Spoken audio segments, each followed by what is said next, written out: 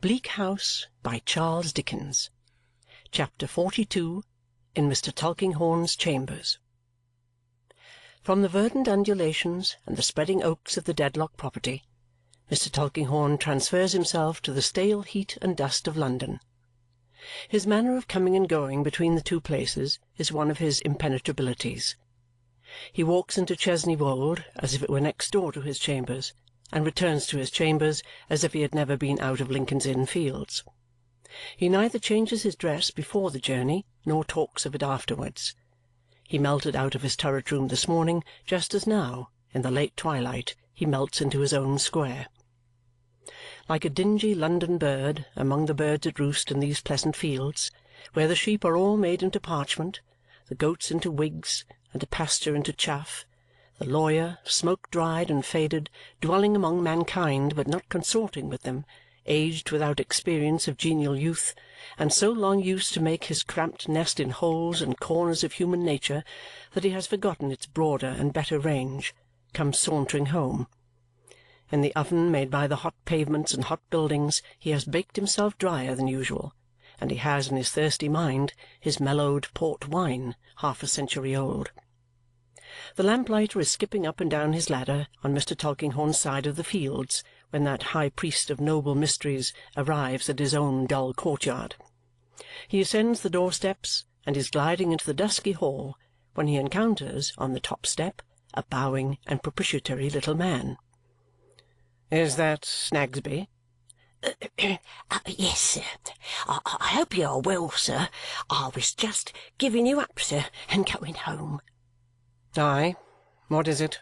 What do you want with me?" "Well, sir," says Mr. Snagsby, holding his hat at the side of his head in his deference towards his best customer, "I was wishful to say a word to you, sir." "Can you say it here?" "Perfectly, sir." "Say it, then." The lawyer turns, leans his arms on the iron railing at the top of the steps, and looks at the lamplighter lighting the courtyard. "It is relating," says Mr. Snagsby in a mysterious low voice, "it is relating, not to put too fine a point upon it, to the foreigner, sir." Mr. Tulkinghorn eyes him with some surprise.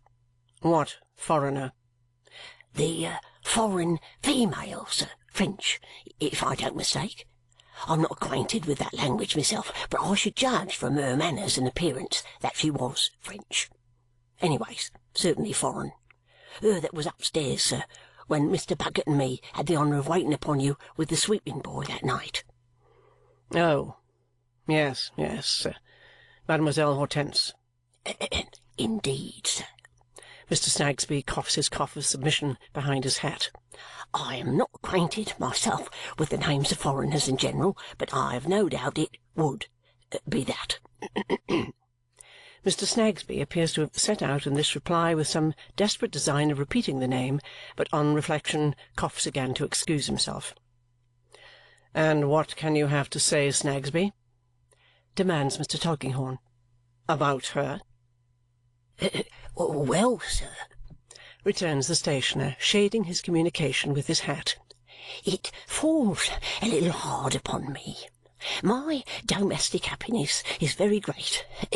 At least it's as great as can be expected, I'm sure. But my little woman is rather given to jealousy. Not to put too fine a point upon it, she is very much given to jealousy.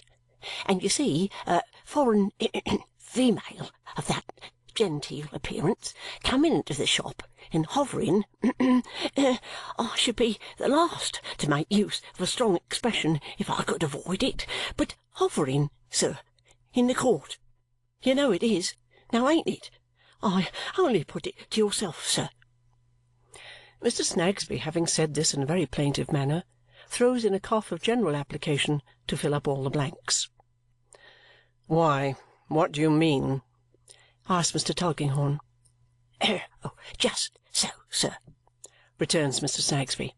"I was sure you would feel it yourself and would excuse the reasonableness of my feelings when coupled with the known excitableness of my little woman. You see, the foreign female which you mentioned her name just now, with quite a native sound, I'm sure, caught up the word Snagsby that night, being uncommon quick, and made inquiry and got the direction and come at dinner time. Now, Guster, our young woman, is timid and has fits, and she, taking fright at the foreigner's looks, which are fierce, and at a grinding manner that she has of speaking, which is calculated to alarm a weak mind, gave way to it, instead of bearing up against it, and tumbled down the kitchen stairs, out of one into another. Such fits as I do sometimes think I've never gone into, or come out of, in any house but ours. Consequently, there was, by good fortune, ample occupation for my little woman, and only me to answer the shop. When she did say that Mr. Tulkinghorn, being always denied to her by his employer, which I had no doubt at the time was a foreign mode of viewing a clerk, she would do herself the pleasure of continually calling at my place until she was let in here. Since then she has been, as I began by saying, hovering, sir. Mr. Snagsby repeats the word with pathetic emphasis. In the court, the effects of which movement it is impossible to calculate. I shouldn't wonder if it might have already given rise to the painfullest mistakes even in the neighbours' minds, not mentioning, if such a thing was possible, my little woman. Whereas, goodness knows, says Mr. Snagsby, shaking his head, I never had an idea of a foreign female, except as being formerly connected with a bunch of brooms and a baby, or at the present time with the tambourine and earrings. I never had, I do assure you, sir. Mr. Tulkinghorn had listened gravely to this complaint and inquires when the stationer has finished, "And that's all, is it, Snagsby?" "Why, yes, sir, that's all," says Mr. Snagsby, ending with a cough that plainly adds, "And it's enough, too, for me." "I don't know what Mademoiselle Hortense may want or mean, unless she is mad," says the lawyer. "Even if she was, you know, sir," Mr. Snagsby pleads, "it wouldn't be a consolation to have some weapon or another in the form of a foreign dagger planted in the family." "No," says the other. "Well, well, this shall be stopped. I am sorry you have been inconvenienced. If she comes again, send her here." Mr. Snagsby, with much bowing and short apologetic coughing, takes his leave, lightened in heart. Mr. Tulkinghorn goes upstairs, saying to himself, "These women were created to give trouble the whole earth over. The mistress not being enough to deal with, here's the maid now, but I will be short with this jade at least." So saying, he unlocks his door, gropes his way into his murky rooms, lights his candles, and looks about him. It is too dark to see much of the allegory overhead, but that importunate Roman, who is for ever toppling out of the clouds and pointing, is at his old work pretty distinctly. Not honouring him with much attention, Mr. Tulkinghorn takes a small key from his pocket, unlocks a drawer in which there is another key, which unlocks a chest in which there is another, and so comes to the cellar key, with which he prepares to descend to the regions of old wine. He is going towards the door with a candle in his hand when a knock comes. "Who's this?" "Aye, aye, mistress, it's you, is it? You appear at a good time. I have just been hearing of you. Now, what do you want?" He stands the candle on the chimney-piece in the clerk's hall and taps his dry cheek with the key as he addresses these words of welcome to Mademoiselle Hortense. That feline personage, with her lips tightly shut and her eyes looking out at him sideways, softly closes the door before replying. "I have had a great deal of trouble to find you, sir." "Have you?" "I have been here very often, sir. It has always been said to me, he is not at home, he is engaged, he is this and that, he is not for you." "Quite right, and quite true." "Not true. Lies." At times there is a suddenness in the manner of Mademoiselle Hortense, so like a bodily spring upon the subject of it, that such subject involuntarily starts and falls back. It is Mr. Tulkinghorn's case at present, though Mademoiselle Hortense, with her eyes almost shut up but still looking out sideways, is only smiling contemptuously and shaking her head.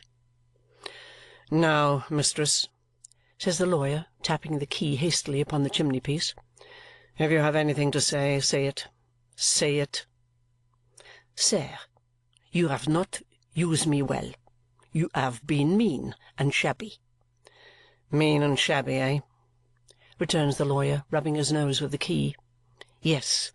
What is it that I tell you? You know you have. You have attrapped me, catched me, to give you information. You have asked me to show you the dress of mine my lady must have wore that night. You have prayed me to come in it here to meet that boy. Say, is it not?" Mademoiselle Hortense makes another spring. "You are a vixen. A vixen." Mr. Tulkinghorn seems to meditate as he looks distrustfully at her, then replies, "Well, wench, well, I paid you." "You paid me," she repeats with fierce disdain. 2 sovereign. I have not changed them. I refuse them. I despise them. I throw them from me." Which she literally does, taking them out of her bosom as she speaks and flinging them with such violence on the floor that they jerk up again into the light before they roll away into corners and slowly settle down there after spinning vehemently. "Now," says Mademoiselle Hortense, darkening her large eyes again, "you have paid me, eh? My God, oh yes!" Mr. Tulkinghorn rubs his head with the key while she entertains herself with a sarcastic laugh. "You must be rich, my fair friend," he composedly observes, "to throw money about in that way." "I am rich," she returns. "I am very rich in hate. I hate my lady of all my heart. You know that." "Know it? How should I know it?" "Because you have known it perfectly before you prayed me to give you that information.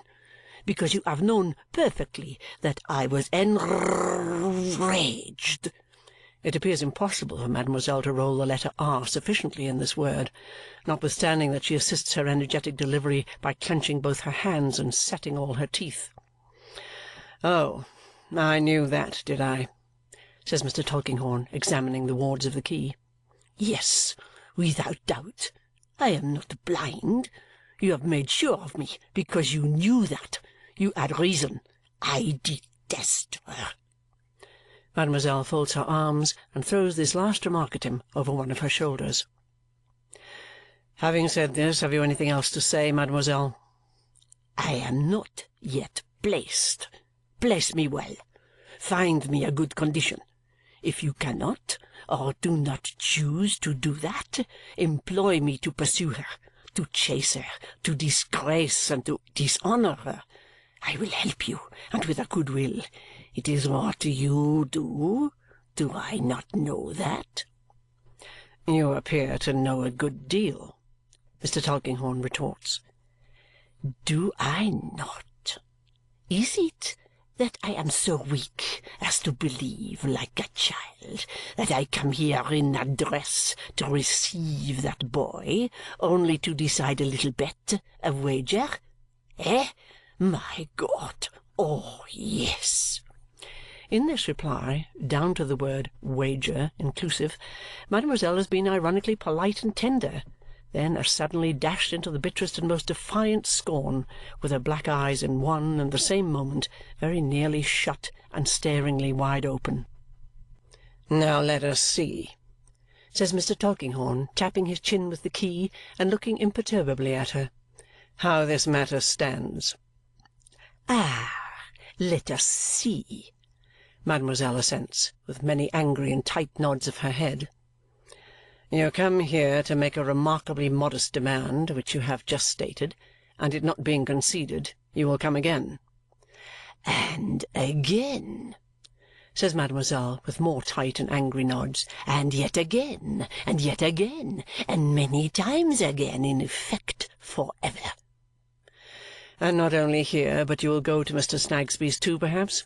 That visit not succeeding either, you will go again, perhaps?" "And again," repeats mademoiselle, cataleptic with determination. And yet again, and many times again, in effect, for ever. Very well. Now, Mademoiselle Hortense, let me recommend you to take the candle and pick up that money of yours. I think you will find it behind the clerk's partition in the corner yonder. She merely throws a laugh over her shoulder and stands her ground with folded arms.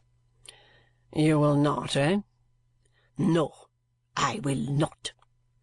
So much the poorer you, so much the richer I. Look, mistress, this is the key of my wine-cellar. It is a large key, but the keys of prisons are larger. In this city there are houses of correction, where the treadmills are for women, the gates of which are very strong and heavy, and no doubt the keys too.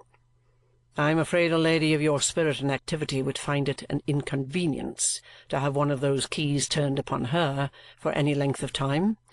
What do you think? I think, mademoiselle replies without any action and in a clear obliging voice, that you are a miserable wretch. Probably, returns Mr. Tulkinghorn, quietly blowing his nose. But I don't ask what you think of myself. I ask what you think of the prison. Nothing. What does it matter to me? Why, it matters this much, mistress, says the lawyer, deliberately putting away his handkerchief and adjusting his frill. The law is so despotic here that it interferes to prevent any of our good English citizens from being troubled, even by a lady's visits, against his desire. And on his complaining that he is so troubled, it takes hold of the troublesome lady and shuts her up in prison under hard discipline, turns the key upon her, mistress, illustrating with the cellar key. Truly, returns mademoiselle in the same pleasant voice, that is droll. But, my faith, still, what does it matter to me? My fair friend, says Mr. Tulkinghorn, make another visit here, or at Snagsby's, and you shall learn. In that case, you'll send me to the prison, perhaps? Perhaps. It would be contradictory for one in mademoiselle's state of agreeable jocularity to foam at the mouth. Otherwise a tigerish expansion thereabouts might look as if a very little more would make her do it. In a word, mistress, says Mr. Tulkinghorn, I am sorry to be unpolite, but if you ever present yourself uninvited here or there again, I will give you over to the police. Their gallantry is great, but they carry troublesome people through the streets in an ignominious manner, strapped down on a board, my good wench.